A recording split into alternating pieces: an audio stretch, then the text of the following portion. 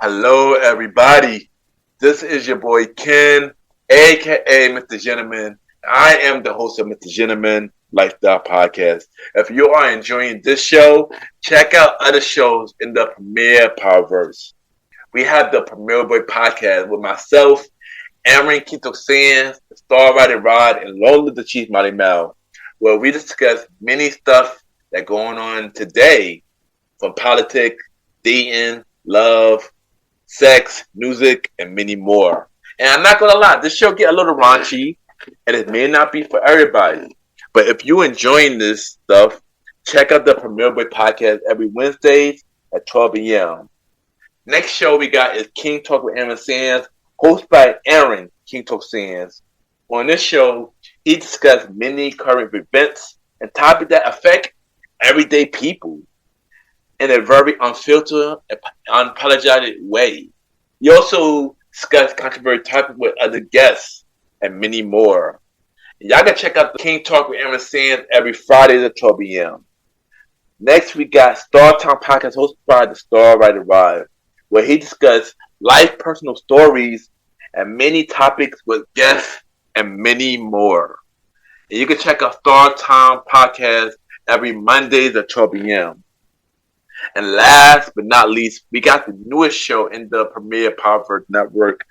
Welcome to the Trilogy Podcast hosted by Lola the Chief Mighty Mel, where you grow through stories and you rise throughout challenges, discuss stuff that's going on in the culture, many current events, and many more.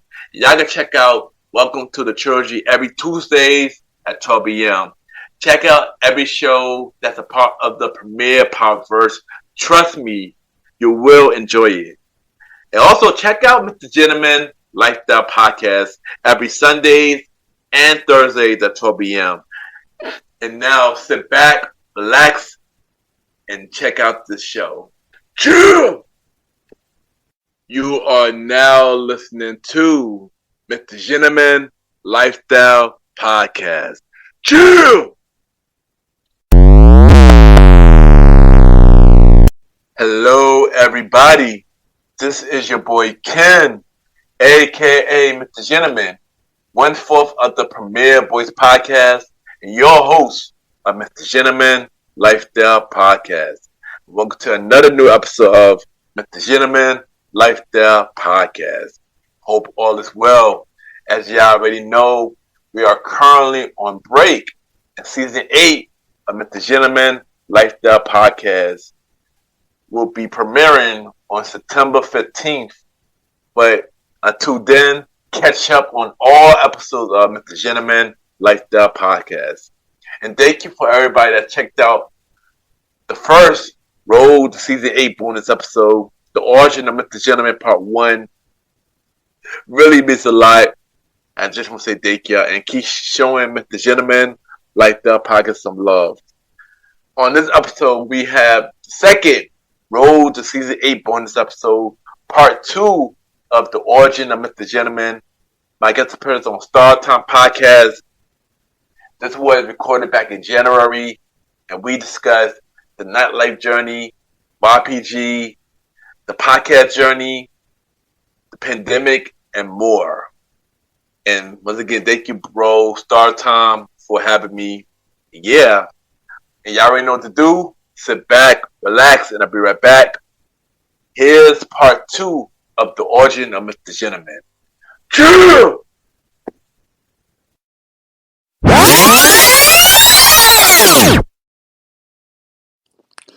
This is your girl Ange, and you are listening to the MrGentleman Lifestyle Podcast.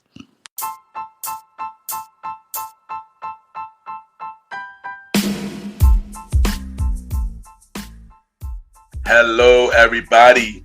This is your boy Ken, aka MrGentleman, and I am the host of MrGentleman Lifestyle Podcast. And this commercial break is brought to you by MrGentleman Lifestyle Podcast.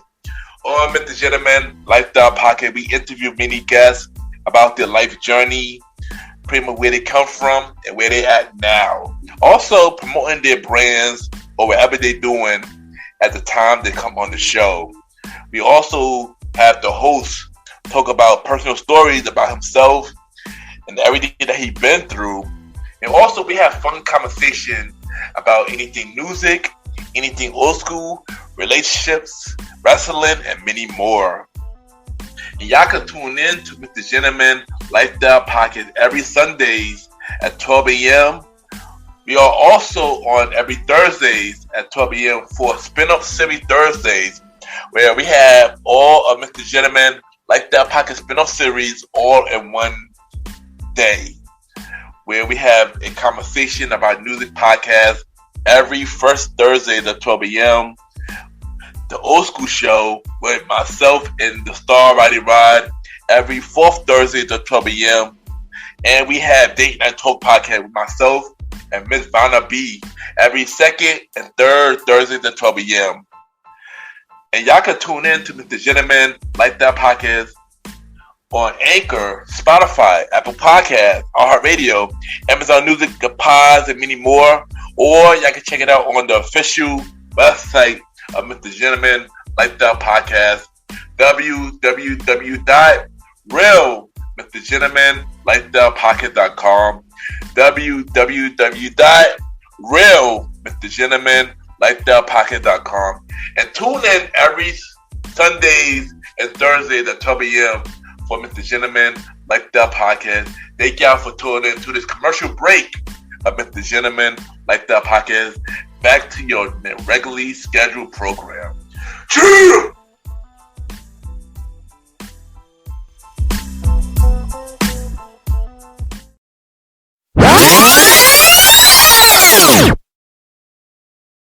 This is the star Roddy Rod, and you are now listening to MrGentleman Lifestyle Podcast.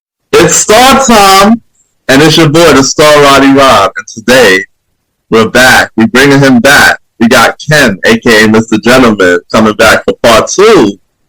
Cheer! Y'all already know Ken, aka MrGentleman, host of MrGentleman Lifestyle Podcast, 1/4 of the Premier Way Podcast. Star time, thank you for bringing me back for part 2. You already know this was not enough for one interview. This is too big that we had to make the 2 parts.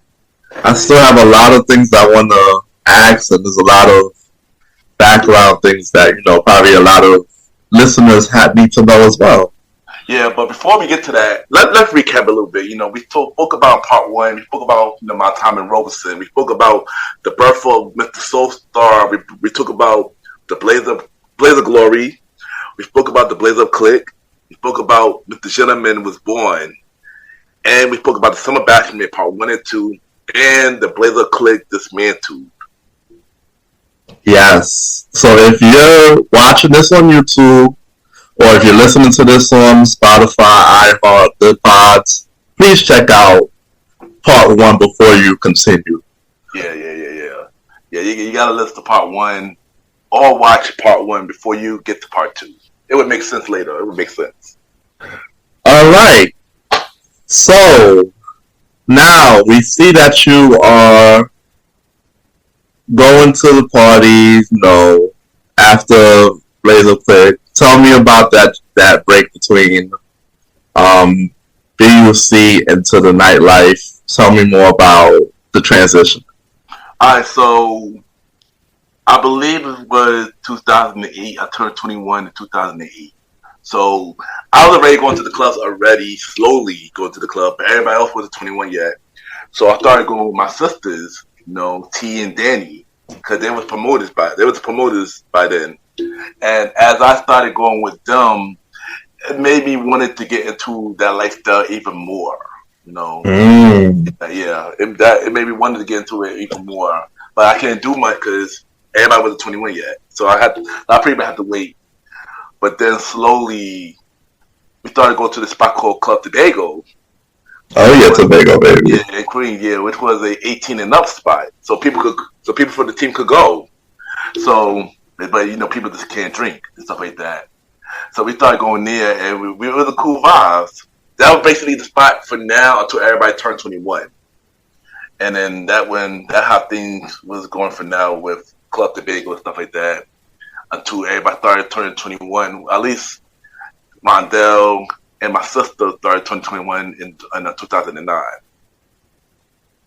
Stuff like that. And then Yeah, and then my sister went to a 21 open party. She told me about it. Told Rondell about it because he was 21 at the time. We started going to a party with her for a little bit. Yeah. And that started to be like a weekly thing after that. And as I started going to more parties, Blazer Click for me, Blazer Click slowly was it was through there, but I was slowly, I guess I was in, you could say I was in both worlds basically. But doing going to parties, I was going to parties. I wasn't doing nothing in terms of promoting or nothing though. They're just going basically. Okay. Yeah. And then you ended up getting an opportunity with New York City Compton. You can expand on that. Yeah, so as we started going to these parties and stuff like that, we didn't know it was Compton parties. So one day Compton started seeing us way more and stuff like that. He started seeing these like, okay, these guys support me a lot. Okay, I don't know what these guys are, but they keep supporting me a lot. And I had Compton on Facebook already, so I know of him, but I didn't know him. So one day he introduced himself and stuff like that, and basically started treating us like, like I guess you could say like family, stuff like that. So we would continue to support him and stuff like that. Until one day he invited us to this craft fest, the summer craft fest. Mm-hmm. Like yeah, and we went to that, and during that time was the time where we wanted to take things serious with the nightlife thing. Like we really want to take things serious, which where we came up with YPG, aka Young Premier Gentleman, ENT. And shout out to King Toxin, because King Toxin play a part of the name, and I pretty much finished up the name. So yeah, he came up with originally the name was Team Premier. Originally, King Toxin came up with that, but that was already copyrighted. So he came up with Young Premier, and I just pretty much came with the Gentleman ENT part, and that's how that happened. I know during the time with myself, Aaron Quinto Sins, Star Rider Rod, and Ray Mac. Yes. So that started. Yeah. And then we was promoting Oceana, right? Yeah, so what happened with that was I got a call and he asked me and only me at the time that he wanted me to promote the event. And I asked about can I have my whole team or form my team because we started the team and stuff like that. He told me no. He didn't want all four of us. So he shut all that down. So I told him, can I at least bring one person? He was like, yeah, and he wanted Rondell, like off the back. So that's how that was. And we did Oceana for New Year's Eve. Our first event was Oceana. We had two events actually. First event was Oceana for New Year's Eve, and then he also gave a ski trip as well to promote. But we turned down ski trips to promote because that was way too hard for us. For our first real major event, it was way too hard. So we just went instead. We just became this go into that event. We didn't want to promote. That's how we ended up going. Yeah. We went. Yeah, I didn't even want to promote. We were gonna go anyway, but instead we told them it was too hard for us to do that. So we just gonna go. It was way too hard to do that. So it was hard to get people. And my ideas early in the game, people do not know who we are. People the comfortability, I get it. Yeah, exactly. People who we know, they didn't take us serious yet. So there's that too. But for Oceana, it was a sell tickets, and I ain't gonna hold you. For our first event, we sold a lot of tickets. We sold 20 tickets. 20. For our very first event, and he was really impressed by that. He was really impressed by that. He was like, "Wow!" He was shocked by your first event, 20. That was amazing. So he was impressed by our first night. Yeah, Oceana was a cool vibe. Like I said, I'm not big on Brooklyn parties, but it was a cool vibe though. So after Oceana, we started at Rebel, right? Yeah. Yeah, so we started at Rebel. Hit me up. He was like, "Yo, how y'all feel about doing Rebel on Fridays?" They remember started on Fridays, and we were like, let's do it. I'm like, cool, okay. So we started doing it every week. Started doing it every week. And our first real bit at Rebel was we had this model by the name of Aisha Diaz there, at Rebel, and that was our first real event for Friday nights. I remember that flyer. Yeah. It was a cool vibe, and then we just kept going. Even though Rebel, we didn't, we were still new, so we didn't really get the guest list numbers like we should. But I mean, of course, we grew over time, though. One thing I liked about Rebel, it had the 2 floors. Yeah. And somehow it was a lot more females than anything in there. Yeah, all the time, yo. All the time. Even my boy Stephon, he always mentioned, even some of my boys that was coming out during that time, they always mentioned that the girl to guy ratio was just phenomenal at Rebel versus all the stuff we promoted at. No, yeah, it was. Rebel was an amazing spot, stuff like that. That's one spot that I wish we could do again. And then you had the cages. The cages, wow. All the girls. I met a lot of people in Rebel, girl and males, in Rebel, who I do cool to the day, or they do support us to the day. So shout out to all of them, stuff like that. Oh, yeah, we was doing Rebel, and when I remember for Rebel, we had a lot of people rolling with us at Rebel. Yeah, at the time, we met. Shout out to Kim. Shout out to Shine. They was bringing in girls, but yeah, you could stand on that. Yeah, but shout out to Dante, because Dante was the one that met Kim at Rebel, actually. There we go. We could do that too. Yeah, shout out to him too. Rob brought in Shonda and Cheyenne, because he was already friends with them and stuff like that. Of course, a lot of people from Rose started coming out with us. Clark, James Becker, Alon, a whole lot of people started coming out with us, and we even met a lot of people too. Shout out to James and Andre. We met them at Rebel. Oh, that was Rebel. Yeah, I met them at Rebel, but we really got close to them at Octagon.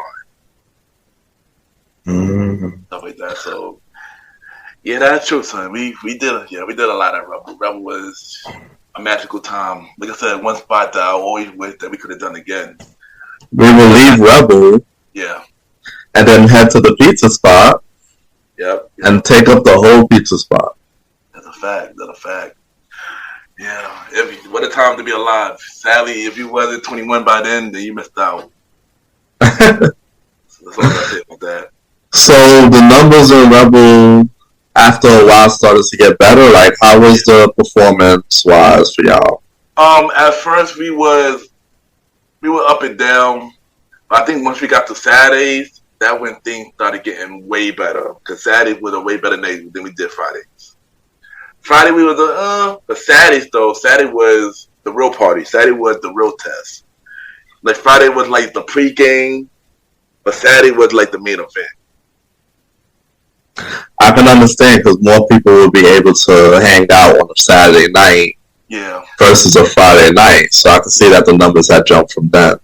Yeah. Also, Saturday night was more celebrities be there. Saturday night, it was more people there. Saturday night. You remember who was the celebrities? I remember Tiara Marie was there one night. I remember Sean Garrett was there. I remember a couple of Bad Girl Club people was there. Mm-hmm. And of course, Basketball Wives, Drea Michelle was there. Of course, Aisha Diaz was there. She was a model. Couple people was there. Joe Button, ex-girl, Tarak, when they said Love and Hip Hop. Tahari, You was there. Yeah, a couple people there. It was a fun time. I think they had either Trey or somebody there too. Trey or Chris or somebody.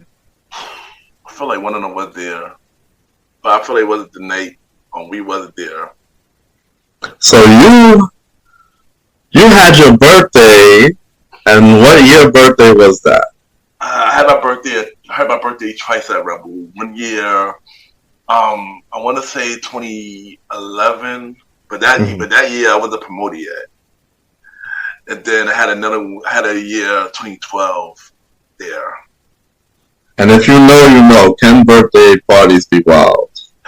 Yeah, my birthday party be wild, and that night was probably one of the wildest birthday I ever had. Because of course that night did not end well. Which one was the birthday where you had the was it the liquor bottle in the cake?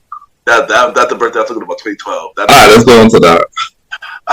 That was one of the wildest birthdays I had because one, my ex-girl was there, and the girl I was talking to at the time was there. So that was one part of it. Two, I got on stage and I had two girls on stage and it was wild. Three, I was OD drunk and I was just bugging out. And I mean, I heard stories later, but I pretty much blacked out that night. During that time, I don't remember everything that happened. But when I heard everything that happened, yeah, it was a wild night to the point that I got suspended from Rebel for a couple of weeks because of that night. So I took a break. From Rebel. I didn't take a break from the club. I took a break from Rebel. And we went to a couple spots. I went to Slate during that time. Dante came with me. Went to Santu's Playhouse. You came. Fans came. You was doing like a club tour type of shit. Yeah, I was doing a club tour until I was able to come back to Rebel. That is something. I didn't know about this. Yeah. I mean, that was my mindset at the time. I didn't know. I didn't call it a club tour. I was just going to places or two. I was able to come back to Rebel. But then one night, we did come back to Rebel, but it wasn't on our normal night. You came with me. That when the Tiara Marie was at Rebel, thing happened, and that was pretty much the end of my suspension. They said, "Yo, we'll go back, yo." So yeah, and it was time to get back to work after that. So when was the last day of Rebel? Last day of Rebel. It was the grand finale of a session Saturday at Rebel. A whole lot of people came that day. It was even for us. Yeah. We had a whole lot of people. I don't think it was our biggest night. I think our biggest night at Rebel was a couple of weeks before that, where they had this big event called the rave happened. I think it was a rave, a Golden Dark rave. We had over 30 people that day. I don't know how, but we had over 30 people that night. But I know for a grand finale, we had a good 15 people. Like by then, our numbers started to improve. It was a good vibe that night. Everybody came out just having a good time to end a great legacy club, stuff like that. Man, I tell you, a lot of people that mess with us during that time really do remember Rebel and talk about Rebel if they can. If you know, you know, basically. That's a fact. So yeah. How did you end up getting in tune with promoting on social media for the promoting the parties? I noticed that you was trying to put everything in the bio. You was saying the announcements and stuff. Like, talk about the process of the changes and the way you promoted, so we know. Honestly, everything from that, I gotta owe it to Comp.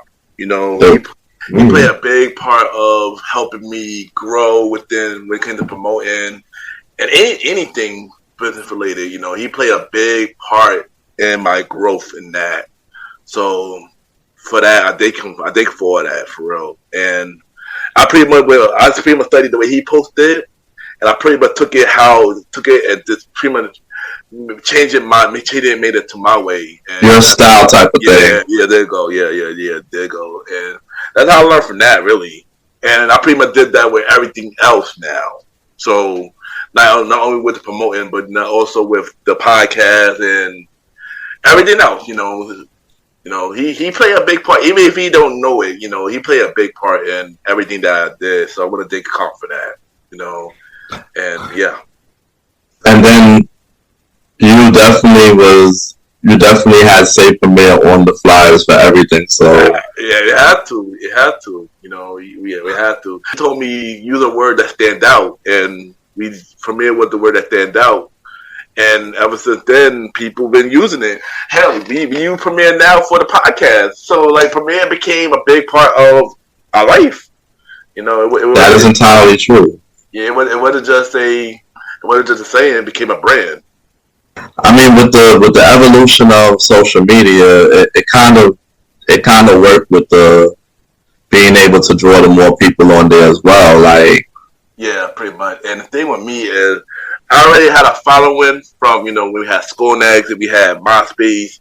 I had a lot of those people follow me into IG and Facebook and stuff like that. And then I ended up with the Nightlife. I ended up never with new people, and I had them into the social media and into my social media and stuff like that. And then end up making the pay for RPG. You know, just doing a lot. Doing a lot, you know, pretty much the same following that went with us from my Sconex days and Blaze of Glory. Some of them follow along to the ride, and I just pretty much got a whole new audience as well. But it worked in your favor because they were actually booking birthdays. Yeah, they were booking. Or they were referring to birthdays. Like, how did that happen behind the scenes? Yeah, pretty much some people would come out. Some people was already out, but some people probably didn't know that I was promoted there. What they knew, they're like, okay, next time we come out, we're going to be under you and stuff like that. Some people would hit me up saying, oh, yo, I have a birthday, or my friend have a birthday, can you help me out? Stuff like that. Or can you send me a promoter that could help me out? I'm a promoter, I got you. You know, I mean, a lot of that got way better once we got the Taj, though. Like, once we got the Taj, it was pretty much game over. All right. Yeah. That's what's up. Yeah. So next spot after Rebel closed, we moved to Octagon, right? Or was it a little break? What was it? So it was a little short break. It was temporary spots between Rebel and Octagon. First we did like a little. The first thing we did like two events at Element. Then we had one event at Catcher. Then we had Octagon after. So it was like a little break, and then we did like three different events, 3 pre-events, I should say, before we got to Octagon. All right, so we get to Octagon, and at this time, things were starting to get a little different for YPG, right? Yeah, Octagon. The first event at Octagon was my birthday event. So another birthday event. Yeah. I had two birthday events at Octagon. First one when we had the all white, I told my team everybody to wear black and white that night, and that was a really cool premiere event. Yeah, as we got to Octagon, you know, we did start to grow, but we also started to get big headed too during the Octagon days. Like we really started to get big headed. So, but that became our downfall later. So then, when you get to Octagon, there's basically a whole bunch of us taking pictures and. Yeah, it was a big thing. So, you know what? I'm gonna tell you one thing. I don't think I ever told you this. I want to tell you what my original goal for YPG, the vision that I have.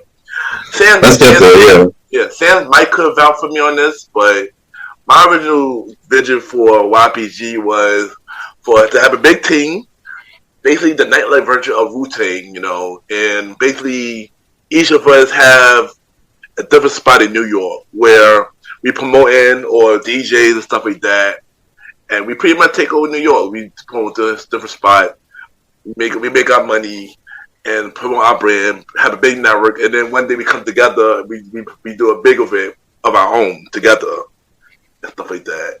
That always was my vision, doing that, like doing with RPG and stuff like that.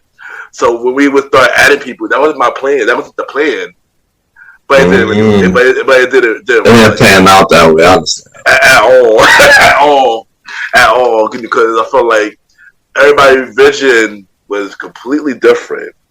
People was in the group because they just wanted to have fun. People was in the group because they want to be opportunists. They would try to be opportunists. People was in the group because they just wanted to be an entourage. And people, and some people, a few people actually followed the vision. You know, so yeah. And other people just want to do their own thing. Yeah. So so at Octagon, I remember I didn't go to that much. Yeah, I met a lot more people there. Yeah, we did meet a lot of people. To even some people who we knew from years ago, brother from Robeson or stuff like that, started coming out with us to Octagon or started doing events at Octagon for our birthdays.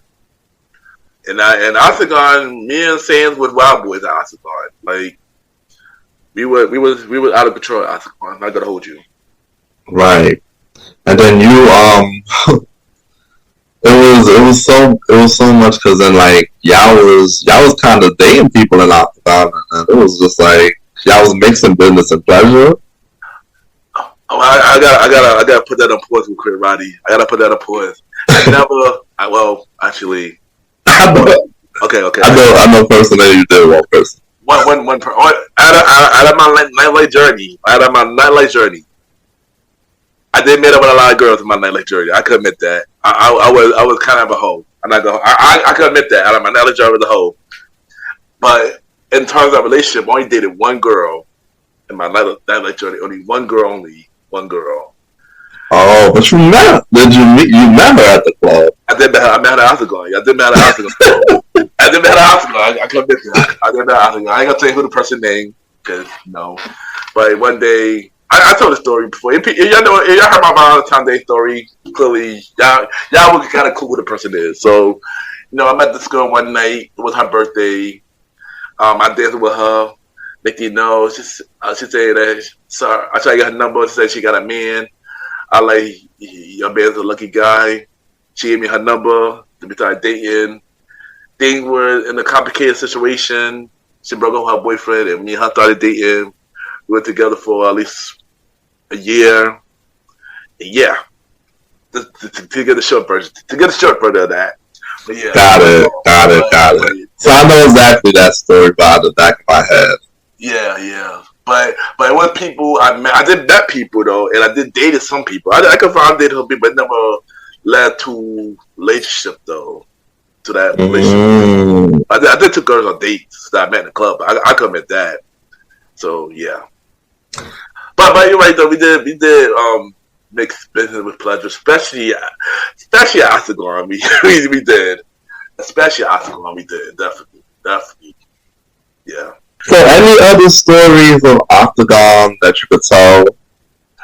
Octagon was an interesting place. Of course it wasn't like Rebel, but I feel like with Octagon, me and Sam, we got big headed at Octagon, what caused us to get kicked off. And I ain't gonna hold you. During that time, we was upset about it. As anybody would be. Yeah. It's like losing a job. Yeah, basically. But as time went on, and we actually looked back on it, and actually when we started doing Taj, I feel like for a reason, and he did that for us to grow.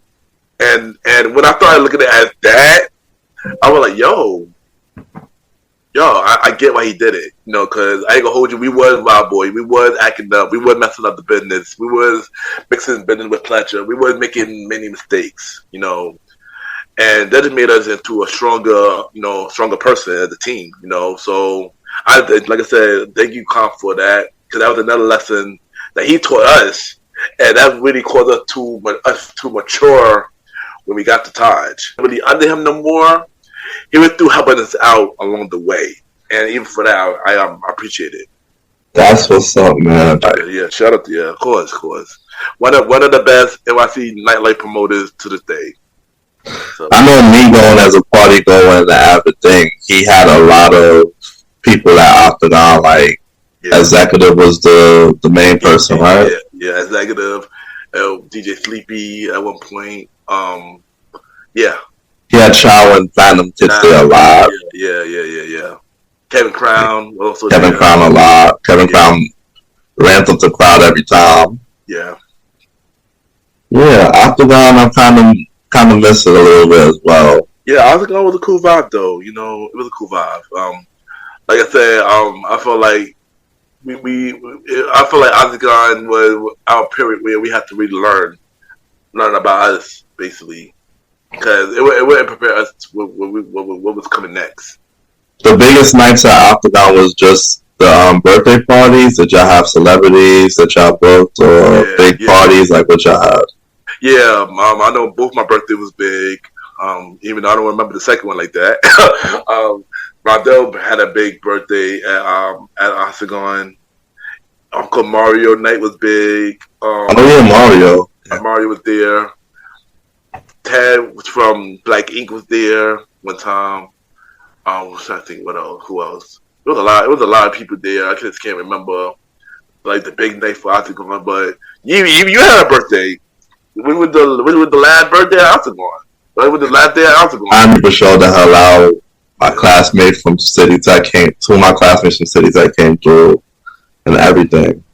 Yeah. But I also want to get into the special events that we also did offside. Yeah. Yeah, we did a lot. Of course, we did a lot of brunches at times. We did boat rides. We did some other events I just can't remember. Even some that we wasn't a part of as promoters, but we just went just to go. But yeah. But them boat rides was becoming a yearly thing. It was, yeah, it was. It wasn't your thing. It wasn't your thing. So the special events was kind of dope. Yeah, it was. Yeah, we had a lot. You would think that those special events are harder to promote?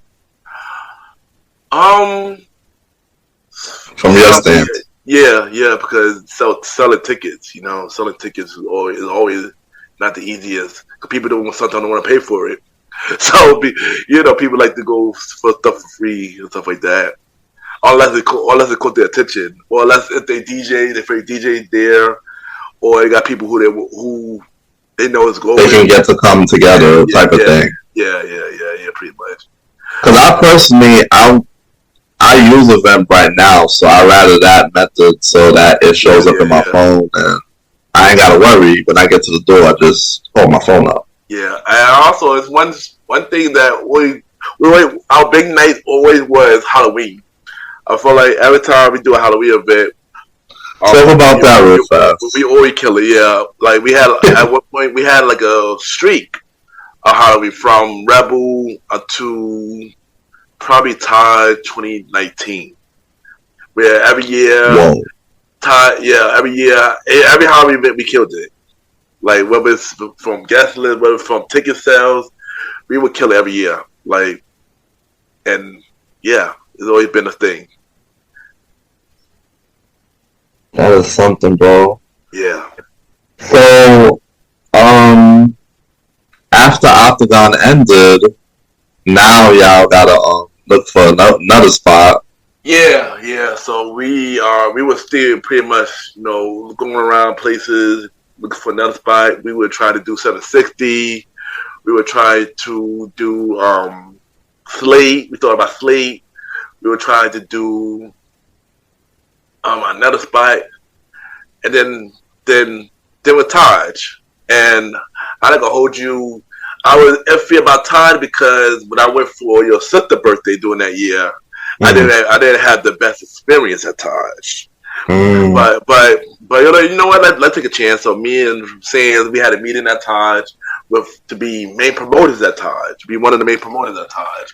He gave us a deal that wasn't so great, but we still was considering going to Taj. But then we realized our promoter that we knew, MTA Rocky, was also doing Taj, and Rocky was like, he knew who we was and stuff like that. He knew us at the Craft Fest, and Rocky was like, you know what, he go. Rocky decided to put us on. And we got our spot at Taj on January 10th, 2015. Gotcha.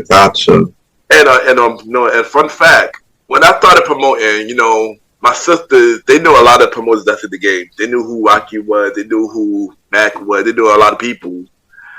But I decided to not use their name to get into the promo. I wanted to pretty much do it myself, because I didn't want to be known as TN Danny little brother. I wanted to be Ken, aka MrGentleman, Ken or YBG and stuff like that. I wanted to pretty much make it my own identity, basically. And I get that. Yeah, I totally get that now when I look back. Yeah, at the time I really thought that was a cheat code. Yeah, it was. I didn't want that. Cause my sister know Rocky, so I could have had told them, oh, I'm the brother, and I could have got in like that. But I didn't want that. So I wanted my hard work to show, and Sam's hard work to show as well. Cause I got Sam with me too, so it wasn't just a me. It wasn't just a me thing. So I wanted us to basically get it on our own. Cause people wanted me to get the help. I didn't want the help. I didn't want the help. Got it. I didn't want the help. So, in case you didn't know why I never went that route, that's why. Because I wanted to figure it out on my own. Gotcha. And it worked out. It worked out on my own. So yeah, it worked out. So when you first started doing Taj, was Catra soon after? Catra was like later that year. Catra was later that year. But Taj, we did Taj first. First couple of weeks, we would kill a Taj first couple of weeks. And then we have a long, slow build for Taj after that for a while. Until like maybe close to the summer. We had a slow build on Taj until the summer, yeah. And then Taj started picking up after that. Before we got to Taj, after Taj, I believe in March, between March and April, we started doing Studio 21 for a little bit. I remember that. With the Empire Boys, he put us on. He put us on to do Studio 21 for like a good 3 months and stuff like that. And that was a cool event. Fun fact: we never had a good guest list on that event at all. We never had a good guest list at all for that event. But I did met people though. I had a couple people who I knew came out to that event, but we just never got, fully got paid for that event. Until one time, which was my birthday event, that I had Studio 21. And then soon after, we had Taj. One of the promoters who promoted Taj, he told me and Sam about Catcher. He's like, yo, I do Catcher on Fridays. Y'all should come through, stuff like that. By then, Studio 21 was pretty much over. So we were like, okay, sure. So we started doing Catcher that July. So Taj, we started off Taj bad, and then we started killing it. We did our first 2 weeks at Taj was good. Then for a whole 3 months, Taj is bad, and then we started picking up again at Taj. Well, Catcher, we were hot for a minute at Catcher. We were hot for like good 2 months at Catcher. But I remember... Until Catcher died down, yeah. Wow. But I remember that at Taj there was so much rules that a lot of people was not interested really at one point, right? Is that true? Yeah, it was. The thing was, when we got to Taj, we tried to get all our followers who was Octagon to come to Taj, but a lot of people did not like Taj because of the strict dress code. It just had so many strict rules for no reason, basically. I came all the way with a sneaker ball and they turned me away in the snow. Yeah. It was that bad. It was really bad. And I think that, and one thing about Taj, I feel like that would hurt us more than anything. First, when we first started, because we had people come in and stuff like that, and they got turned away for the little thing. Of course, which I know this story is coming, so I'm might just say now. It was a period where I have a birthday event at Taj, and a lot of my friends got turned away because of the weight, and I was really conflict that night because it wasn't my birthday, I didn't want to deal with the stress of my birthday, but then also I threw it in a place of business. I still got to handle business as well, and that night I was confident and hurt, kind of like, dang, yo. Like it messed up. My friend can't get in because of something I can't really do much about, And it was just out of your control. Yeah, I was really out of my control. It was really disrespectful, and I apologized to my friends about that situation. I really did. Yeah, I remember I seen the next day you wrote a long post. Yeah, it was about it. Yeah, it was I didn't want them to think that I didn't care about it because that wasn't the case at all. I did care. But it was one thing that wasn't something that I didn't know what to do. And it turns out it was just that door guy who was there at the time. Good thing they got rid of him later, but after he left, that situation pretty much changed. So yeah, it was a lot. That situation was a lot, man. I told you that situation hurt me really bad. I know it took a while for my friends to trust me after that, but yeah, I mean that time was a product movement. It was a rough time. It was. Trust me. When it came to promoting, because you were still doing it every week, regardless. Yeah, I mean, sometimes you have to make money no matter what, and I wanted to fix the problem. I wanted to fix the problem too. I didn't want to just give up that. I wanted to fix the problem, and I felt like I ended up fixing the problem. Cause I spoke to the GM after that. I spoke to many people after that about what happened that night. So it wasn't like I wasn't doing that behind the scenes about it, because I was really fixing the problem behind the scenes. Yeah, man, that was a very disappointing night. It was, it was, and appreciate Sands for that, for really helping me out with that situation. Cause he understood it was my birthday, so he knew that I didn't want to handle that. So he stepped in and tried his best to do the best way he can as well. So, yes, shout out to Sam for that, too. But at the same time, as promoters, how much power do you really have? You don't own the club. You don't have discretion of who comes and goes. Yeah, I feel like we would have the power once they really know who we were. We still were kind of new. We were through a year in. We were basically like a year in. So we were through certain things that we couldn't really do. Like, I recall if I was there for like 4 years and that happened. Like if that happened now, I think we would have had more power now to do that. We could have fixed it now. Cause we got the club, trust, we got the GM trust and stuff like that. Back then we were just literally a year in. Like we couldn't have done much. Yeah. But also, since we're doing this timeline, something else happened during this time as well. Oh yeah, tell me about that second situation. Yeah, so during this time, as you remember, we had the Summer Bash 2 was a major success. During August of 2015, Summer Bash 3 came out. Oh boy, Summer Bash 3. Summer Bash 3. The planning was annoying. Yeah, so Summer Bash 3. So we wanted to do a thing on Summer Bash. People have been asking for another Summer Bash, so we tried to deliver. We tried to do it a different way. Of course, we had Roddy and Germs as the main DJ this time, and stuff like that. We doing that at a different location, all the way in Canarsie and stuff like that. And yeah, I feel like this planning was more stressful than the other ones, because this is the first time we have a house party in like good 4 to 5 years. Oh, no, it was 5 years. So it was 5 years. 5 years, yeah. Remember, because the last part 2 is till 2010. That was 2010. Okay, cool. Yeah. So this was 2015. Yeah, 5 years. So and stuff like that. Also during that time, I lost my phone during that time. So a lot was happening during that time, and when the night happened, boy, it was stressful. We DJ equipment wasn't working. We had to go back and forth for liquor, stuff like that. The place was far. It was people who was in charge of the house would feel like they was in charge of the party too, and it took from what we were really doing, basically.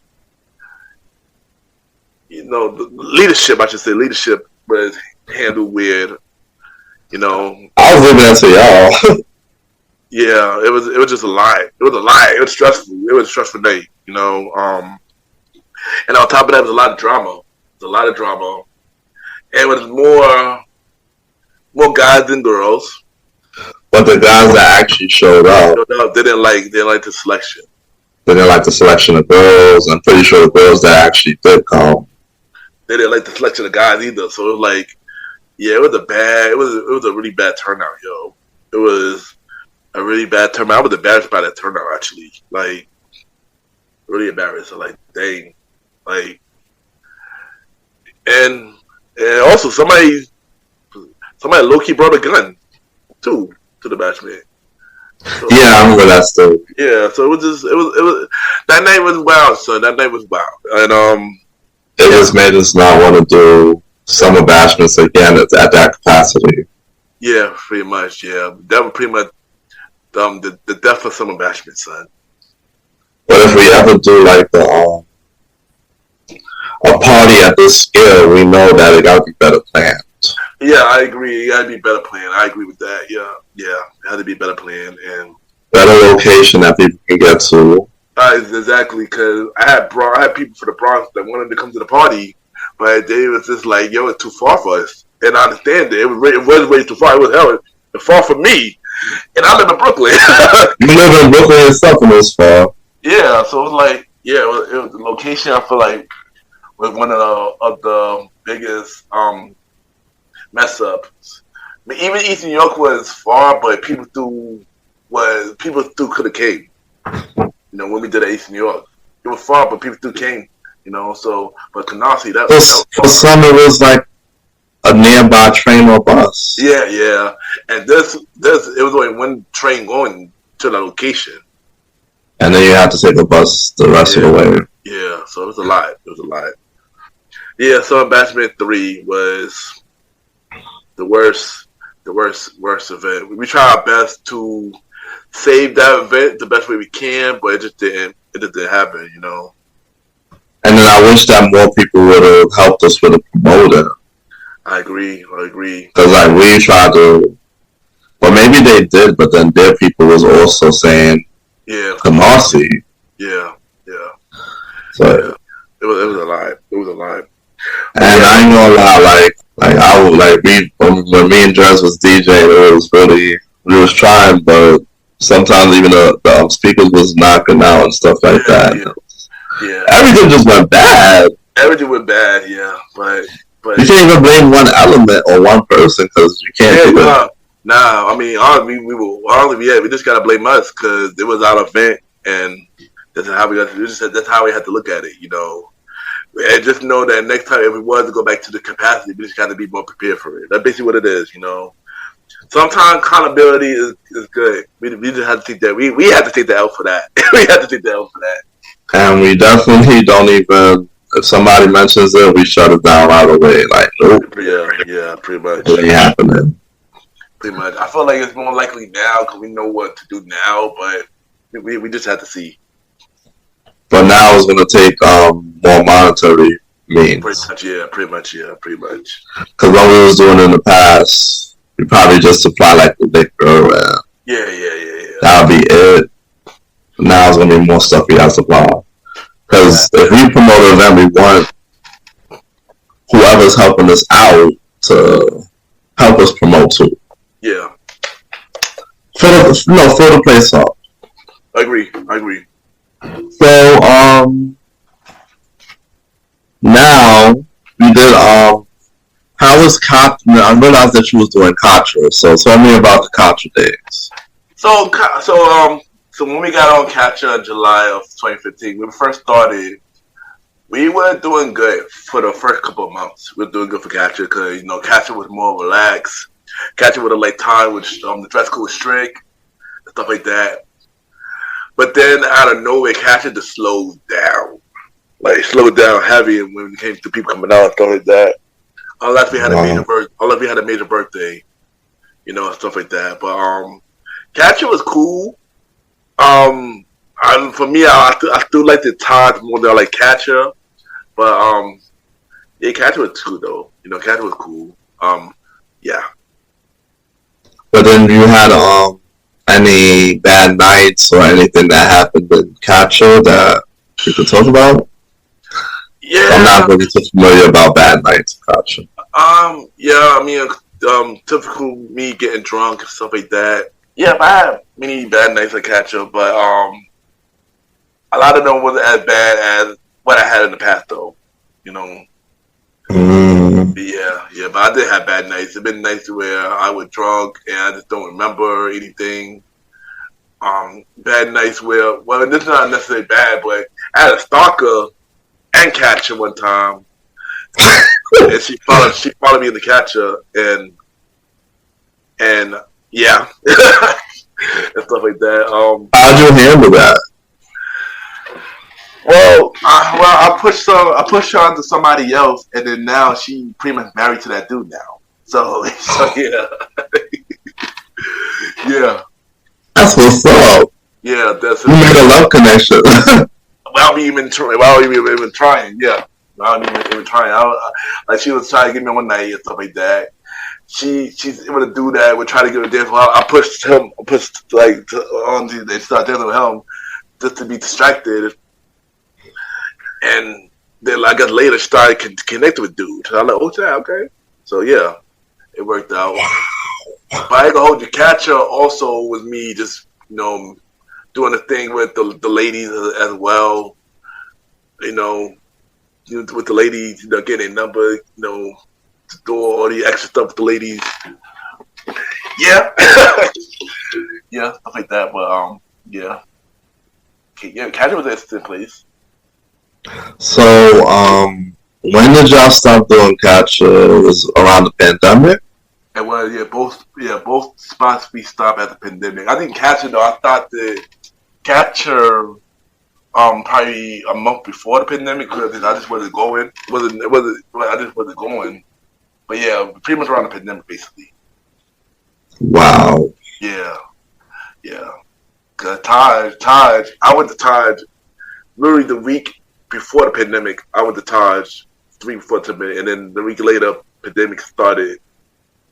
Catcher was literally probably like 2 to 3 weeks before the pandemic. I stopped going, but Catcher was still going on though. I just stopped going. So the pandemic happened, and I know you had to go through a lot of changes. So we were talking about a summary of what was going through your mind to what you was going through 2020. So pandemic, I'm not gonna hold you. It changed me a lot. You know, in the pandemic, I was diagnosed with anxiety, and I started getting panic attacks, like a lot. I had my first panic attack was on March 16th and stuff like that because the pandemic was start picking up. And I thought I had COVID at the time, so I started feeling weird and stuff like that. I couldn't breathe, and I was just panicking for like a whole night from 11 p.m. until 6 a.m. and it just wouldn't stop. So I thought I had a heart attack and stuff like that. So I ended up going to the hospital, and doctor was like, "What you doing here? You're not supposed to be here. If you don't got COVID, you're not supposed to be here." So next thing you know, she just told me that I would have an anxiety attack, a panic attack. She just gave me medicine for it and stuff like that. As I was taking the medicine, the panic attack was going on for like 3 to 4 weeks. Still, What? yeah, it was not stopping. It was not stopping. A long time, man. Yeah. I too have to stop it completely, and then that would stop stopping stuff like that. Yeah, it just changed my mindset into like I guess I was scared a lot. And I never really spoke about it because I feel like people didn't understand what I was going through. So I even went on thing that only my family knew, and probably some people from the team knew, but I think people didn't know the extent of how bad it was.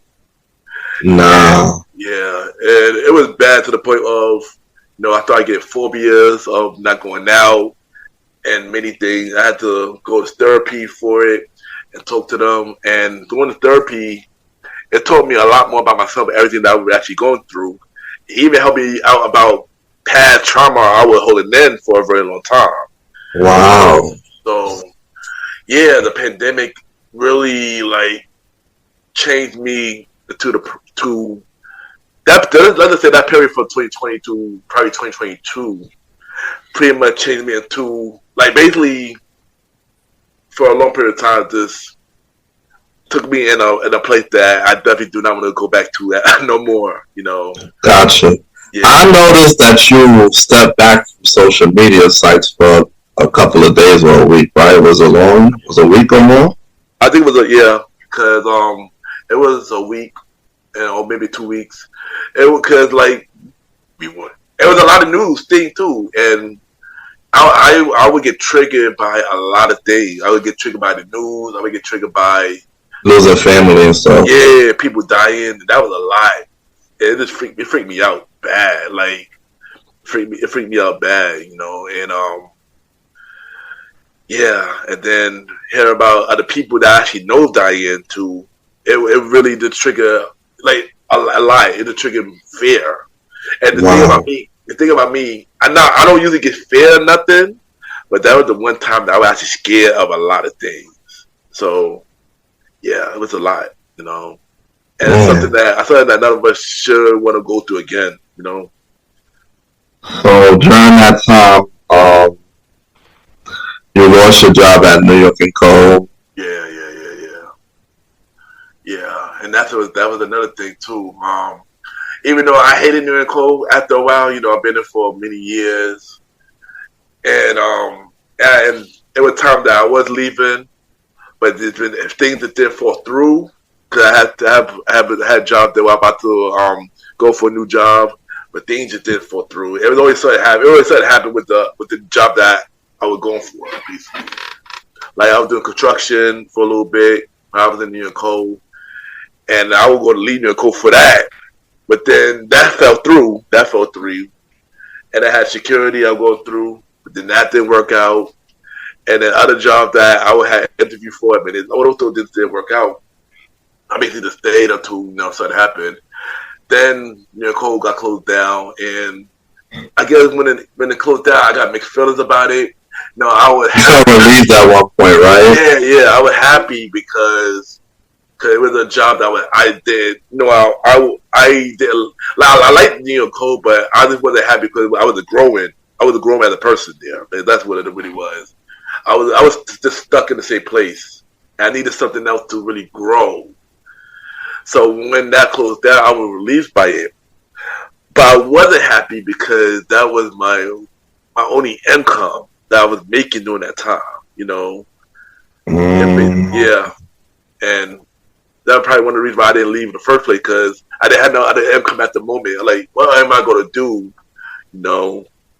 And then when that actually happened, I'm like, dang, what am I going to do? So, yeah, it was a lot. So, you started to do MrGentleman Lifestyle in January of 2019, right? Yeah. So, I started doing the podcast and MrGentleman Lifestyle podcast January 2018. But the idea of me when I started a podcast was really like around sometime early 2018. Mm-hmm. Originally, we wanted to do a team podcast first. Some radio site hit me up saying that, you want to have a radio station, do this radio spot? And we were like, yeah. But it didn't happen during that time because we didn't know who was going to be a part of the show. We didn't have the money for it. You had to pay for the studio. So that idea was off the table. So then, later that year, a friend of mine, Queen Libra, she had a podcast show. And I asked her, how you got your podcast show? She told me about the ad called Anchor. So I was like, for real? Nice. So next thing you know, I downloaded Anchor. And I was going to say I'm going to start my podcast show in September of 2018. But now I pushed it back. October came. No, I pushed it back. November came. No, but I got a name now. December came. I pushed it back. Early January came. Like January 1st, January 2nd. No. Next thing you know, January 19th, I was supposed to go to Todd that night because we had the, I believe it was our 7-year anniversary party we had and stuff like that. And I was telling myself, I ain't going to go to Todd tonight. So I decided to stay at home and work on this podcast interview. podcast episode. So, like, I had 5 people. I asked them, like, yo, should I do this? Should I start my podcast show tonight? People are like, yeah, I believe you were one of the person I hit up to. I believe you're one of them. But I like, yeah. So I started recording the first episode 0, and I put it out. I wasn't sure how it was going to go or what direction that I was going, but next thing you know, a lot of people liked the show. So I'm like, okay, cool. I know during that time when I started the show, I had music on the show because I wanted to make it have like a radio feel to the show. Through the time, I didn't think nothing was going to happen, but yeah. And as time went on, the show grew little by little, So, you ended up interviewing your sisters on the first episode, right? Yeah, I interviewed my sister Dayelle for the first episode, MrGentleman, like the podcast. And, it was a pretty quick episode, originally, I was supposed to have both of them in the first episode. That was the original plan, was to have both of them in the first episode. But that didn't work out. Tona didn't want to be on the mic at first. So, and plus Dayelle had her podcast premiering a week later. So I like, what to do, her way of promoting her show as well. So that's when I started that. I did that based on that. And yeah, and that's how the first episode came about. I mean, of course, it was a long. She was probably one of the little shortest interview that I ever had. But yeah, that was the first episode. So, how was it interviewing people that you didn't even know personally? It was the thing was I was nervous doing that because I didn't know them at all. I know 2 of the people for season 1. I knew them, but I didn't know them like that. Which was Brown Boom Boom and Miss Molly Podge. Like I knew Miss Molly Podge because I seen her in the club. But I didn't know her as a person during that time. And Brown Boom Boom, she always been on my social media for years, but we just wasn't close like that. So when I interviewed them 2, I didn't know them. I was nervous because I was like, dang, I don't know them. I'm not sure if we're going to connect the way, it's because of my chemistry, something. Like, you want to see if we're going to have a chemistry. And I didn't think, I wasn't sure that could happen, but as time went on, it worked. It worked pretty good, So I was nervous when I interview people I don't know. I'm always nervous when I interview people I don't know. It always just be a me thing. I always feel more comfortable when somebody I do know. And I realized that like you were also going on appearances, but like most of the people that was appearances were like people that you met through different Facebook groups and stuff, right? Yeah. Talk a little bit more about that. Yeah, so my first podcast appearance was on Surviving the Journey podcast with Jay Siobhan. And I met her through a anchor group on Facebook and stuff like that. I believe she was on my show first because I thought it was her show and I enjoyed it. She was on my show first. I know that episode had so many errors, I should say. Because Anchor, during that time, Anchor was just terrible and stuff like that. And she wanted me to come on her show. And we had the same issue with Anchor happening on that show as well. And then as time went on, I joined a podcast family by the name of the Co-op Circle of Outstanding Podcasters. And shout out to them. Shout out to them, yeah. Angelica, Queen Pen, and all of them. And I thought it'd be collaborating on their show. When they had Shower Karaoke, I went on their show. And then I went on a person that I was cool with, the Cece, because she had her show during that time too, called For the Love of Cece. I was on her show. And yeah, that first couple of episodes of 2020, I guess the first appearance of 2020, I was just like trying, but I still wasn't big on going on people's platforms yet. I was still like shy behind that. Well, for me, watching you go through that at first, that took courage. It did. Especially during that time, during the pandemic, I would deal with acid reflux and postnatal drip, and my throat was crazy during that time too. So that's another thing too. So my throat was like messed up around that time too. So that made things even more harder. But I bet people didn't notice my voice was messed up during that to do those recordings. So you have did a countdown show. I remember. Yeah. We'll talk a little bit about that. Yeah, so the countdown show. So every time we got to a mid-season finale or a finale episode of MrGentleman like the podcast during the early days, I would have a countdown show based on the top 10 songs that I played on my show, and that was a fun fun type of show because people love, like, I feel like during the early days people didn't like my show because of me.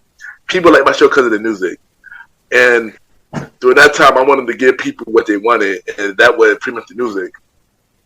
So, yeah, the countdown show is pretty fun. In some episodes, I pretty much got I'll open up a little bit about things going on in my life and stuff like that. Yeah, it was a fun experience. I felt like my favorite countdown show that I ever did was the old school countdown show. That was like one of my favorite ones I did. You know, yeah. And we did 6 episodes of those. And we did 6 episodes of the countdown show, and that was a fun experience, you know. And I remember like listening to your countdown show because it brought in my knowledge of older school R&B of the 80s and stuff, songs I never knew about and stuff. Yeah, and it's funny because I was going to do a 90s version of it, but then things happen with Spotify and stuff like that, which I'm pretty sure we will get to that soon, but yeah. But you can talk about that now. What happened with the Spotify situation? Okay, so they didn't know, copyright infringements happened. So it was a time where MrGentleman like the podcast, I think my show wasn't going to grow as big as it was. I was thinking about, people told me like, yo, Kenny, you better be careful. They're going to come for you with copyright infringement. I'm like, no, they're not. I was like, no, they're not. My show not big enough for that. I was thinking my show was not big enough for that. Boy, I was wrong. So I believe it was July of 2020. I got my first copyright infringement, but when I got my first one, it wasn't. They didn't let me know. So I was like, what happened with one of my episodes? And it was the episode where my cousin was on there. So that was the first episode that got the copyright infringement. And then next thing you know, I got a letter from Spotify saying, yo, we're taking this episode down, stuff like that, because you didn't want to change the copyright infringement. I still didn't take it serious. Next thing you know, they took the whole show off Spotify down. Oh, wow. So I tried to figure out, how am I going to do this? How am I going to fix it? And stuff like that. So I had them, talked to them and stuff like that. They gave me another chance. They put it back, and stuff like that. So I didn't think nothing of it. Things. I do put music on the show. I didn't think nothing of it. They took it off again. They took it off Spotify again. And this time it was worse. A lot of episodes got removed. So I was like, dang. So next thing you know, I rebranded my whole show. I took every music off the show. And then since I was doing that, I was really depressed when that happened. Like, I like, dang. I believe this was like season 4 mid finale, and it was an episode called Rebrand and Reset, and I just was like, yeah, I'm gonna take a break. I took like a month and a half break during this time, and I just said I'm gonna go and rebrand the show. So during this time, I removed every song off every episode. I re-edited all my episodes. I re-edited every episode from. That had to take a lot of time. It took a month and a half. It took a month and a half. It was from episode 61 to episode 0.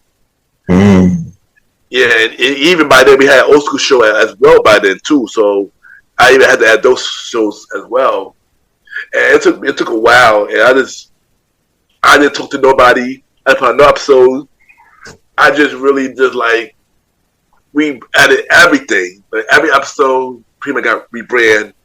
And nobody knew that we rebranded the episode. So I was just editing. I re-recorded some of the early episodes, and and I just did that until it was ready. It was ready on April 2021 all the music removed, all the audio sounded up to date. Basically, I'm edited and stuff like that. Mm-hmm. And yeah, everything was just rebranded. And yeah, even though losing the music was bad, but I felt like without music, it helped the show grow even more. Wow. And now it wasn't just them come to my show just listen to the music. It was them come to my show listen to me and what I had to say. And that when I started to just open up more on my show now, because now they gave more people to know who is Ken, MrGentleman behind the mic, the real person. Exactly. I get that. I felt like when I had the music, I wasn't giving them much. I felt like I was pretty lazy. Now I felt like I was a little lazy.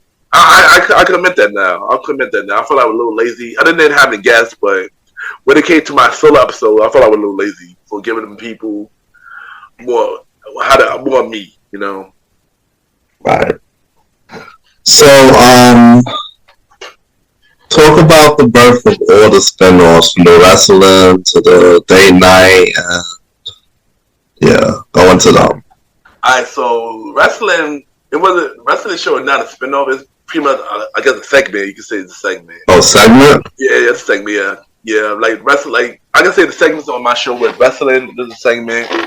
The new character show that I have now, the top 20 character show, is a segment, and something else in the segment.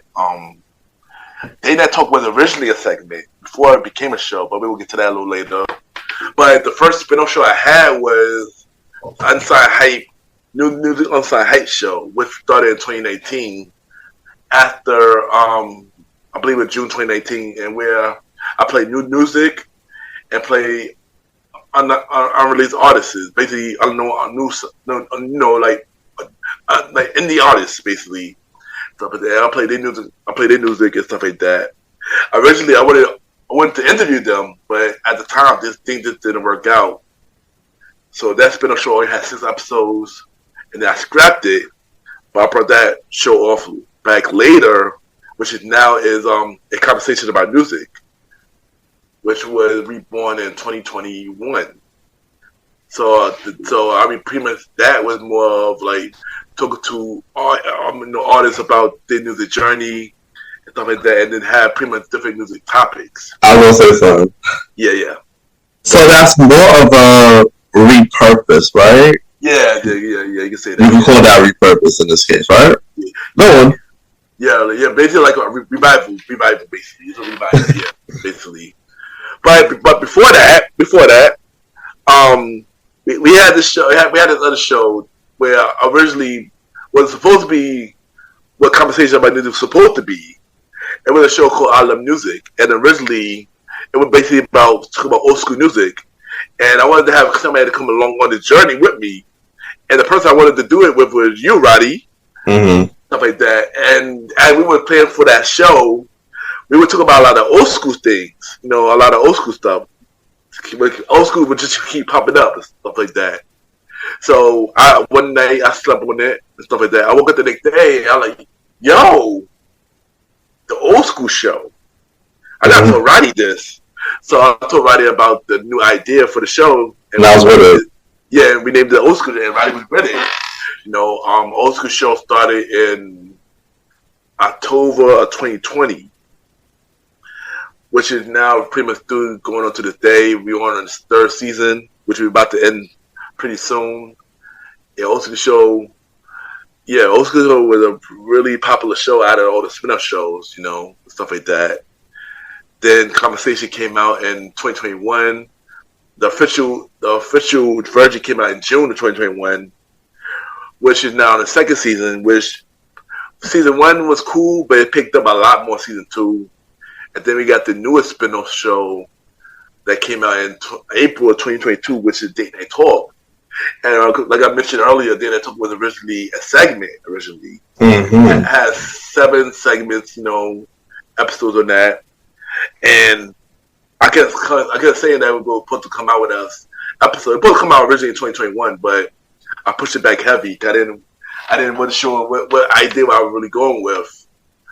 So they didn't know. I wanted to have a co-host for the show for Date Night Talk. Mm-hmm. originally, Naya was supposed to be the co-host for Did Not Talk originally. Mm. She was supposed to be the co-host for Did Not Talk, and that was when she had that pilot episode. That was pretty much a test episode and stuff like that. Yeah, and it was cool, but I felt like me and her was cool because me and her know each other for a long time. We went to school together, but I felt like me and her. I didn't feel like me and her would have the same chemistry doing that show together. Than the other person that I already had, who I wanted on the show, and the person who I felt like I had more chemistry with was Miss Vanna B. Because I could tell that she was serious about the process, and she really had a good insight on relationship stuff like that. So that I added Vanna B to the project, and it's been pretty good ever since. We're on the second season, and that's pretty much almost done as well. And yeah, so we got 3 spin-off series right now. A conversation about music every first Thursday. They Not Talk Pocket, myself and Vanna B every second and third Thursdays, and the Old School Show, myself and the Star Right Around every fourth Thursday. And when I came up with the spin-off series Thursday block, because that was a thing until last year, I should say. And what I wanted to do was I wanted to stack up all my spin-off shows into one night. At first, I was debating if I should move with the Gentleman Like the Pocket to 2 nights, to 2 days. I was really debating because I didn't want to put too much on the people in my audience. But then when I realized that Did Not Talk was already on Thursdays, I was like, why not just add all the shows on Thursdays? It would make more sense that way. And Sunday would be more of the main series, and they have more time for that. So I decided to do spin-off series Thursday in May of 2023, and that's how that happened. Okay. Yeah. So I've noticed personally that you had a lot of guests on the main series. Yeah. Where all those people, how did you get in contact with them? Was it mainly through DMs and Twitter and whatnot? Like, how was the process of getting them together? So some people who've been a guest on my show, I know them personally. Some people I probably had them on social media for a very long time. Other people I met through podcast community, or some people I just randomly hit me up and wanted to be on the show. So basically, the guest process was basically anyway, like all avenues. And very few people that I don't really know at all who just hit me up and say, "Yo, can I be in your show?" And that really happened. Wow, that's cool. Yeah. Were you nervous because you didn't know them from a hole in the wall? So were you just nervous of? Yeah, okay. I was because I just wasn't sure of how the chemistry would go between us, or if they extended me, or if they want me, or what was the real reason to come to the show? Were they coming to the show for long-term networking, or were they just came on the show just for opportunity and then be a one and done and that's it type of thing? Because I'm the type of person who would like to have long-term partnership and long-term network. I don't want things to be one and done, but some things have to be that way. It's life, and everybody has different facets in their personality, so it's not just happens. Yeah, pretty much. There's nothing you can do about that. Yeah, pretty much. So tell me, what's the biggest episodes that you had for Mr. Gentleman Lifestyle? Ooh, so I gotta remember this. Top 5. I know my 33rd, I think my 34th birthday, I believe, was one of my biggest episodes for Mr. Gentleman Like the podcast. The second was the Old School Show, Nickelodeon episode. Of course, with you, Maggie. Oh, yeah. You, Maggie and Marshall was on that. Was one of the biggest episodes. Third, I believe it was Conversation About Music. First episode, Conversation About Music, was a big episode. Fourth, I believe, was I want to say Angelica's second interview that she was on my show. I believe that was a big episode. And the fifth, I want to say Disney Old School Show Disney episode with Magna was on it. Oh wow! Yeah. So I remember when you was telling me off screen that the one with Pam was huge. That was he was doing. That was Thru doing that early time. It was During the early time, got early it. time. Yeah, early time. Yeah, that was a good interview. Both of PM MTV was really good. But at time when on, those five was like the top five ever, basically. Got it, got it. Yeah. What are some other difficulties you faced with Mr. Gentleman lifestyle that you could share?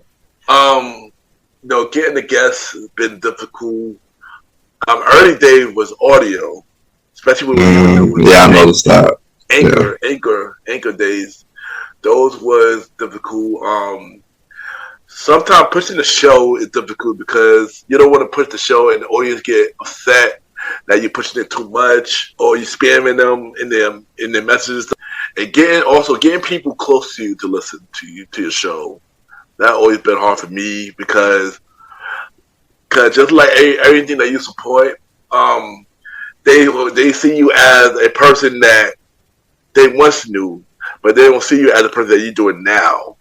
So that always been hard for me to push people that I actually know to give me a chance, Even though that changed over the years, but through a couple of people that I still want to listen to, but they haven't given it a chance yet. Yeah, because you can admit that a lot of people are doing the same thing that you are doing. Exactly. It's not just they honestly do have a choice of clicking on the button. Yeah. And listen to it.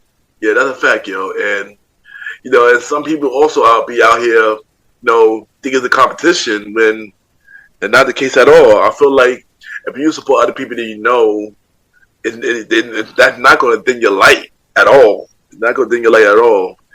We all could support each other and still be all right, Well, everything, no matter what, is a competition. They have to be a first. It's always been life. You can't really get away from it. And somebody is always going to be a first. It's always going to be a second. That's why we have charts. Yeah. And that's why we have accolades. Yeah, that's a fact. Yeah. And awards. Yeah, that's a fact. That's a fact.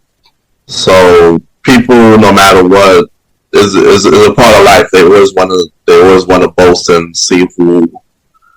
I got more than you. I got this more than you. I've been doing this for years, and so it is what it is. I see it all the time in every field. It's not just talking here. It's just everything. Yeah, it is what it is, man. It is what it is. But those. So you still got to think in mind that you got to put your best foot forward because pretty much. The next man think about it like, oh, I'm number one on this chart. I've been here for so long. Yeah, that's so. When did you get on Good Pods? I believe it was, I want to say September 2021. September 2021. I believe I was on Good Pods, and Good Pod hit me up. They've been trying to get me for like a year. I keep saying no. I keep saying no. But then one day I gave in once my podcast show was taken off Spotify. Because at that time, I needed more platforms. So I was like, let me check this Good Pod out and see what's up. I got on Good Pods. It was an interesting thing because it made you see a whole bunch of podcasters that I did not know, So I'm on it. I didn't think nothing of it. I'm just pretty much basically just trying to grow my platform and trying to grow my show on that platform, basically. And then one day it started growing. Yeah, I feel you. That is something because Good Pods really changed it really changed the game a little bit for you now because you got a platform and you have charts so you can see that more people are noticing your shows, even people on a broader horizon. And that's what I noticed when you introduced us to Good Pods. I'm like, wait a minute, these people are people from all over the world. Yeah. And they checking out our show. Yeah, yeah. When I saw that, I was like, wow. And this also represented like indie podcasters. So it wasn't really about mainstream like that. It was about indie. So I was like, wow, this is really dope. And when I first got on the charts, I was even shocked. Like, oh, there's a chart here? I didn't know it, but I was exploring it. I didn't know it was a chart. Until they notified me that I was on a chart. Like, oh, wow. So, yeah. So, I mean, a lot of things coming up for MrGentleman Lifestyle Podcast. Yeah, yeah, yeah. You just did your 200th episode. Yeah. That was good. And you basically told straight up exactly about some stuff. Yeah, that was good. Straight, no chaser. Yeah, pretty much, yo. You know, one thing I like to do with my show is I like to break records. I like to do as much as I can. You know, 200 episodes. We're about to hit 5-year anniversary, and yeah, just. By the time this will be released, it'll be the 5-year anniversary. It'll be I believe it'll be the week of. It'll be the week of, so it's perfect. But it'll be the week of.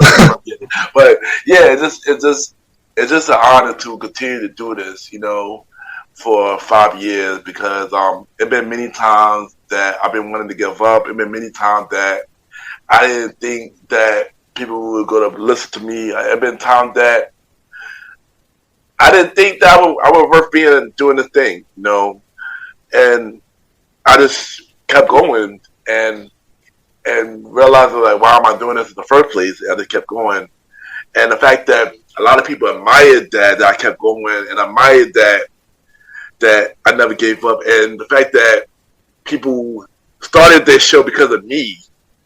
It been like you became an inspiration to many. Yeah, and yeah, I've been an inspiration for many people. And when people tell me that, I'll just be just as shocked. Honestly, I didn't think that my impact would do anything. You know, I don't think my impact would do anything. And the fact that people hit me up, say you're inspiration to me, keep going, you're so supportive, never give up. You know, it made me realize my purpose and why I'm here, and what I'm here to do. So it's just an honor, and I'm going to continue to do all I can to push my brand to be a better person for me and everybody around me. You know, that's basically what it is. Yes. I mean, me seeing from the outside, I don't really understand everything. Yeah. But as time go on, it makes sense later. Yeah, that's the thing. And that's me. That's how I see it, though. I'll be honest with that. No. The thing is, I get why you felt that way.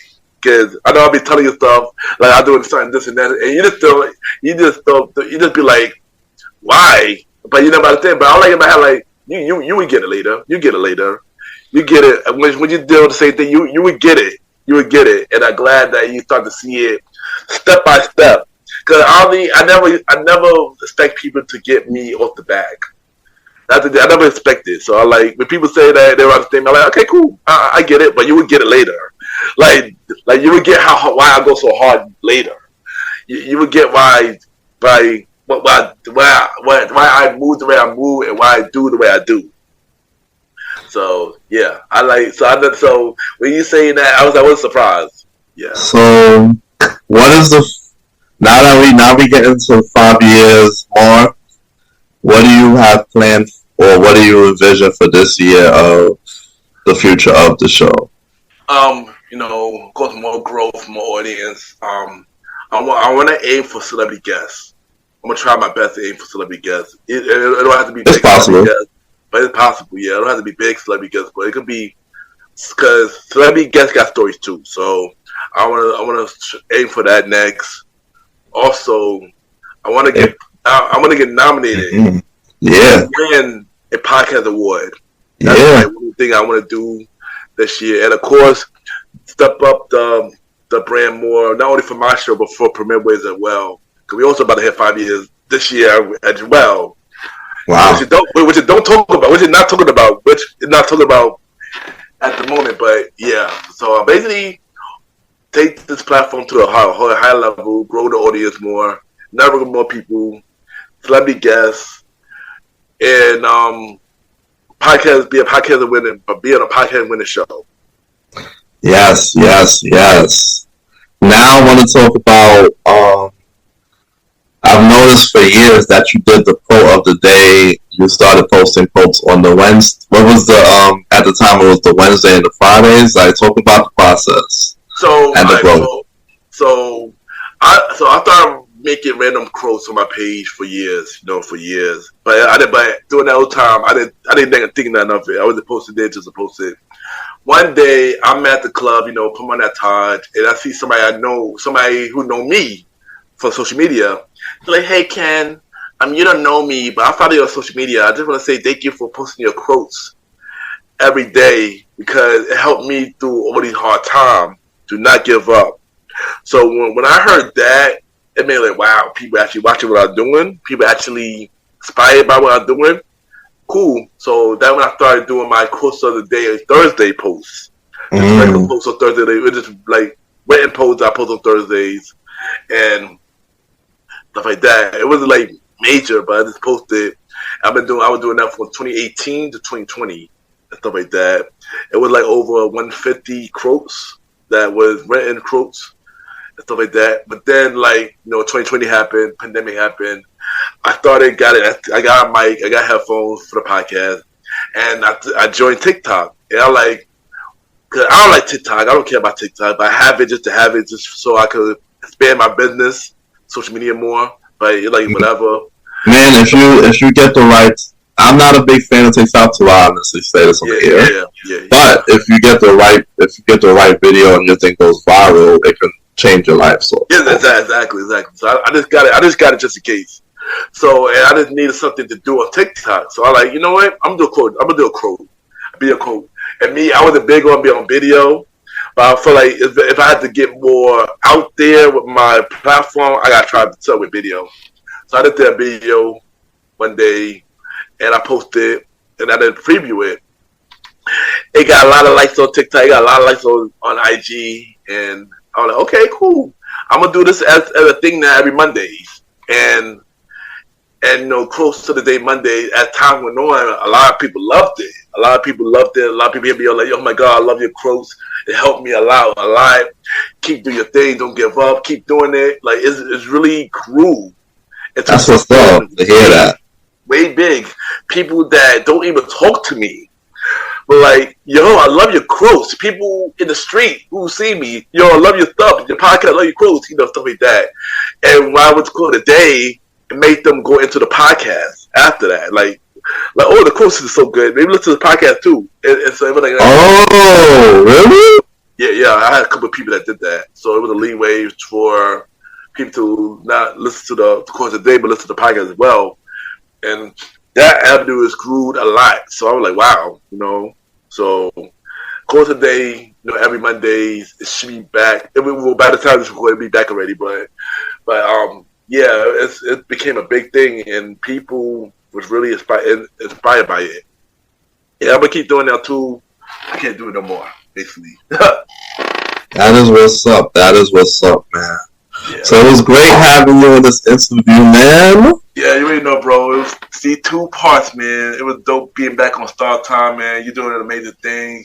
Keep doing it. Star Time. And what was your favorite episodes this second half so far? I'm gonna say Advance. I like this. Everybody loves Advance one. I did like the Zoe episode, and I like the I Am Hype. Yes. Yeah. And of course, Sans too. It's an episode too. Yes. So definitely, it's great having you. Definitely, drop everything you need, and this is it. You already know. Y'all can check out MrGentleman Lifestyle Podcast every Monday for the main series, and every Thursday for spin-off series Thursdays, where we have shows like a conversation about music podcast every first Thursdays. Date Night Talk podcast with myself and Miss B every second and third Thursdays, and the Old School Show with myself and the Star Rider Rod every fourth Thursdays. Hey, man, my social media, Ken_MrGentleman, RB Ken, KEN _Mr. MR, Gentleman, GENTLEMAN, and we could, hit me up if you want to be a guest, everything like that. MrGentleman Lifestyle Podcast 5-year anniversary, January 20th. If you want to do an anniversary message, hit me up, and I got you. Also, check me out on the Premier Boys podcast with myself, Aaron Quito San, Starlight and Rod, and Lola the Chief Matty Mal. Season 4 premiere, January 24th. and every Wednesdays after that. Check out the website, www.realmrgentleman.com.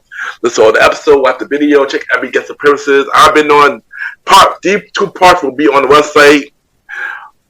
Check every guest profile and buy some merch on tpublic.com. Just search Mr. Gentleman, like that podcast, or buy it through the website. We got many things happening this year. Y'all might see me back in the nightlife scene. You just never know. Yeah, this is your boy Ken, aka Mr. Gentleman. Yeah, bro. We'll be right.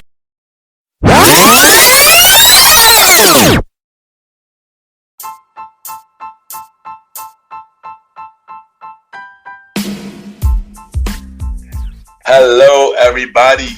This is your boy Ken, aka Mr. Gentleman.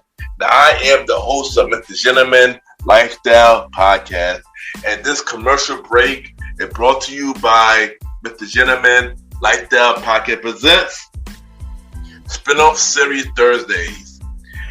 And Spin-off Series Thursday is the new home for Mr. Gentleman Lifestyle Podcast Spin-off Series that brought to you shows like A Conversation About Music Podcast, The Old School Show, and Date Night Talk Podcast. And A Conversation About Music Podcast is a music spin-off series where we talk about anything music, from the current music scene and the old school music scene, where we interview many guests that's in the music industry and artists about their music journey. We have a segment game called The Face Off, which is a versus inspired game, and we have roundtable discussion about variety of music topics. And y'all can check out A Conversation About Music podcast every first Thursday at 12 a.m. Every first Thursday at 12 a.m. Now, the Old School Show that featured myself and the star Roddy is a show where we discuss anything old school, from music, TV shows, movies, and many more. We also bring in guests to join in on the old school conversation. Y'all can check out the Old School Show with myself and the star Roddy every fourth Thursday at 12 a.m. Every fourth Thursday at 12 a.m. And last but not least, we have Date Night Talk Podcast with myself and Miss Vanna B, where we talk about anything relationship related topics like love, dating, relationships, cheating, the good and the bad, and many more. And y'all can check out this spin-off series, Date Night Talk Podcast, every second and third Thursday at 12 p.m. So look out for Mr. Gentleman Lifestyle Podcast presents Spin-off Series Thursday, A Conversation About Music Podcast every first Thursdays. The Old School Show with myself and the star Roddy every fourth Thursdays, and Date Night Talk Podcast with myself and Miss Vanna B every second and third Thursdays. And y'all can check out Mr. Gentleman Lifestyle Podcast every Sundays for the main series, and every Thursday for spin-off series Thursdays. And thank y'all for checking out this commercial break. And now back to your regularly scheduled program.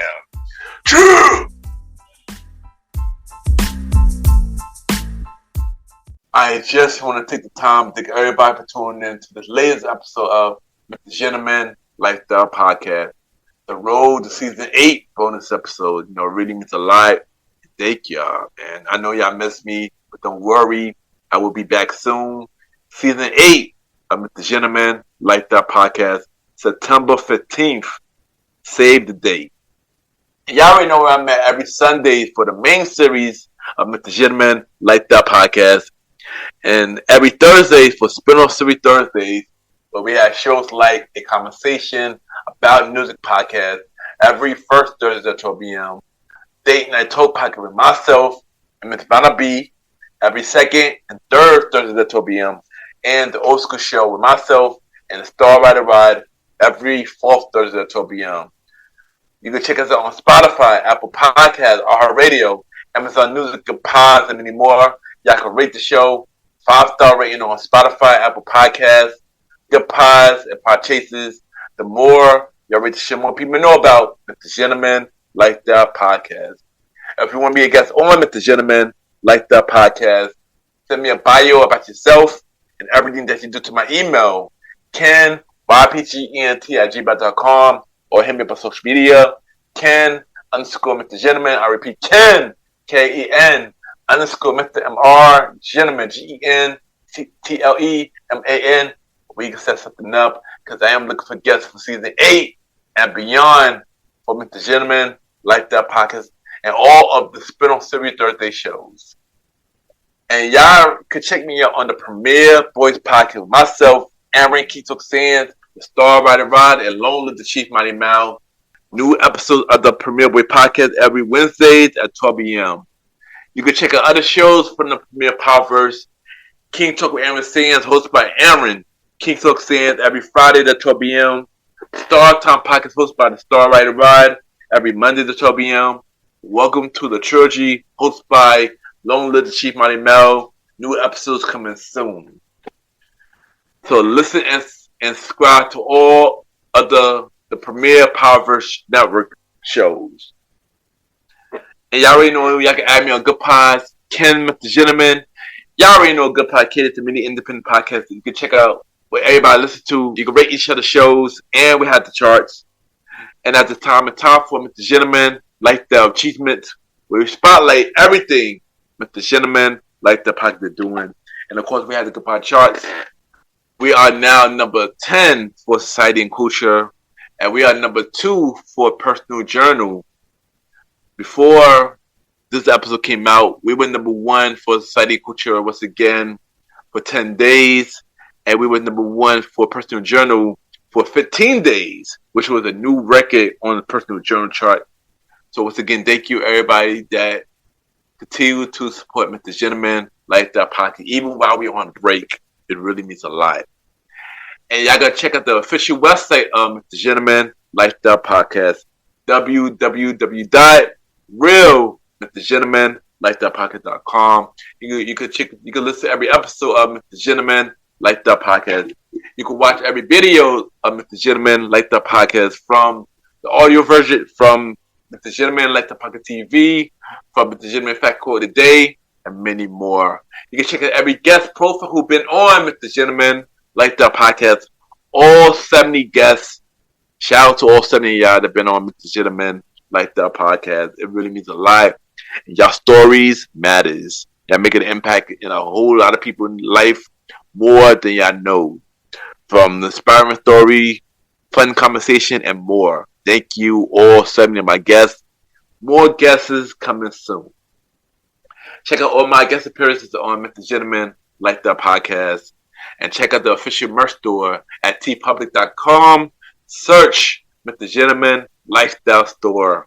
We have shirts, hoodies, mugs, and many more. Just check out www.tpublic.com. Search Mr. Gentleman Lifestyle Store. Or y'all can just buy the merch through the website. And yeah, support Mr. Gentleman Lifestyle Podcast. Really means a lot. And y'all, I appreciate every support, whether y'all buy the merch or just support the show by listening, rating, sharing, tell a friend, and more. I appreciate any support, no matter what it is.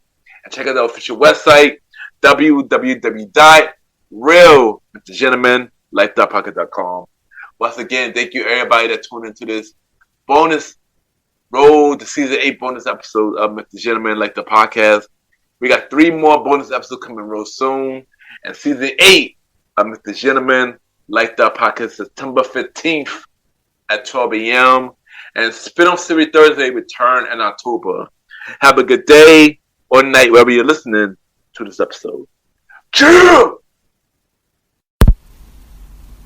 My name is Cynthia from our collaboration station podcast, and you are listening to MrGentleman Lifestyle Podcast.